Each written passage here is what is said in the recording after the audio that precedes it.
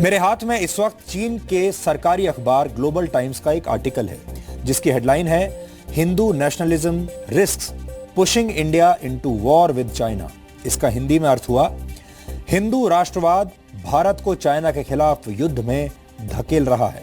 यानी इस अखबार ने भारत और चीन के बीच चल रहे मौजूदा विवाद को एक अलग ही दिशा में मोड़ने की कोशिश की है और इसे हिंदू राष्ट्रवाद से जोड़ दिया है।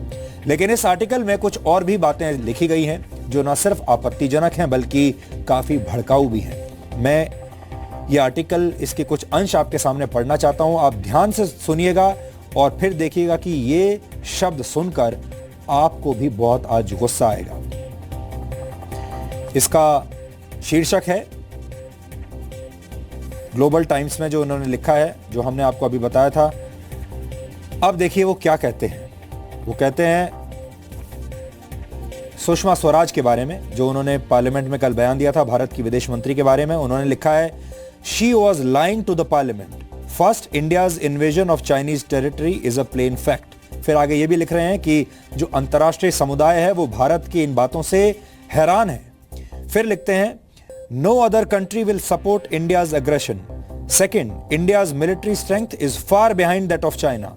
If the conflict between China and India escalates to the intensity where their row has to be resolved through military means, India will surely lose. यानी भारत की हार तय है अगर युद्ध हुआ। फिर आगे लिखते हैं India should abandon the fantasy of a long-term standoff at Doklam. आगे भी सुनिए आप। India should have heard about the news that the People's Liberation Army has deployed troops near the China-India border and transported materials and supplies to the area.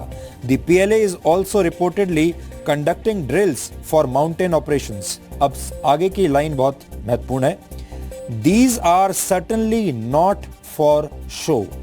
यानी ये जो चीजें वहां हो रही हैं, जो चाइना की जो वहां पर चाइना की जो आर्मी है युद्ध अभ्यास कर रही है, वो ये कह रहे हैं कि ये दिखावे के लिए नहीं है, वो बहुत गंभीर अभ्यास है। और आगे देखो वो क्या कहती हैं। Now that the PLA has moved in on the China India border they will definitely not call back troops unless they recover the Chinese territory. यानी अब चीन की सेना वहां से वापस नहीं आएगी जब तक कि वो उस पूरे क्षेत्र को वापस नहीं ले लेती जो कि भारत ने हड़पा हुआ है। उसके बाद लिखा है PLA troops may appear in any area beyond the line of actual control that was previously controlled by India. India should by no means count on support from the US and Japan because their support is illusory. और फिर लिखा है China's military pressure on India will increase every day and India will end up losing face and to be totally disgraced. ऐसी भाषा का इस्तेमाल है। और अब आगे देखिए उन्होंने क्या लिखा है। ये राष्ट्रवाद के बारे में वो क्या कहते हैं। Anti China sentiments are rising in India with an upsurge of nationalism. इसके बाद लिखते हैं China's development is seen as a misfortune to India. The faster China grows, the more fearful they are. यानी भारत चाइना के विकास से डर रहा है। आगे लिखा है भारत के प्रधानमंत्री के बारे में। The election of Indian Prime Minister Narendra Modi has fueled the country's nationalist sentiments. Modi took advantage of rising Hindu nationalism to come to power.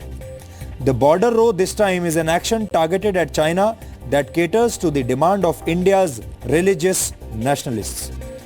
फिर लिखा है India is weaker than China in terms of national strength, but its strategies and politicians have shown no wisdom in preventing India's China policy from being kidnapped by rising nationalism. This will put India's own interests in jeopardy. India should be careful and not let religious nationalism push the two countries into war. यानी भारत का जो राष्ट्रवाद है, जो religious nationalism है, वो भारत को धकेल रहा है युद्ध की तरफ, ऐसा ग्लोबल टाइम्स ने लिखा है। और ऐसी भाषा का इस्तेमाल किया है इस आर्टिकल में जो कि बहुत ही आपत्तिजनक है। कोई भी भारत का नागरिक इसको पढ़कर गुस्से से तमतमा जाएगा। मीडिया को हथियार बनाकर भारत पर दबाव बनाने की चीन की रणनीति बहुत पुरानी है। फर्क सिर्फ इतना है कि इस बार चाइनीज रणनीति की इंटेंसिटी बहुत ज्यादा बढ़ गई है। कल विदेश मंत्री सुषमा स्वराज ने राज्यसभा में भारत और चीन के बीच चल रहे विवाद पर बयान दिया था। उन्होंने कहा था कि चीन डोकलाम की मौजूदा स्थिति को अपने हिसाब से बदलना चाहता है। उन्होंने ये भी कहा था कि मौजूदा गतिरोध के बीच कानूनी तौर पर भारत का पक्ष मजबूत है और दुनिया के तमाम देश भारत के साथ इस मसले पर खड़े हैं।